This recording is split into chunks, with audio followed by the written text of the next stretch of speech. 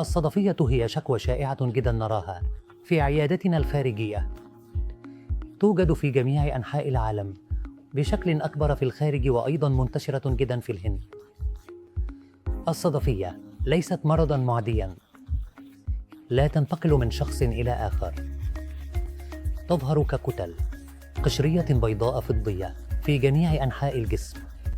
هناك أنواع مختلفة من الصدفية، مثل الصدفية المنقطة، الصدفية العكسية، صدفية الأظافر، صدفية فروة الرأس. بشكل عام، الصدفية لا تؤثر على طول عمر الشخص، لكنها يمكن أن تؤدي إلى مضاعفات. تعرف باسم احمرار الجلد الصدفي عندما يغطي الجسم بالكامل بلوحات صدفية.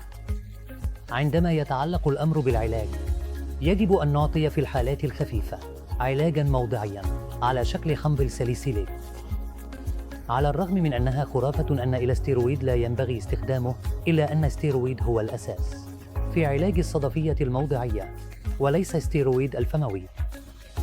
يمكننا أيضاً إعطاء حمض الريتينويد، يمكننا أيضاً إعطاء مستحضرات القطران. كل هذه هي تركيبات موضعية. كل هذه العلاجات هي فقط للسيطرة، لن تعالج المرض. لذلك يجب ألا يشعر الناس بأي توتر نفسي جسدي بسبب ذلك، لأن العلاج الحديث والتحديث والعلاج الجيد قد جاء، وهناك سيطرة جيدة. يمكننا منع مضاعفات الصدفية ومضاعفات العلاج، ويمكنهم أن يعيشوا حياة ذات جودة جيدة.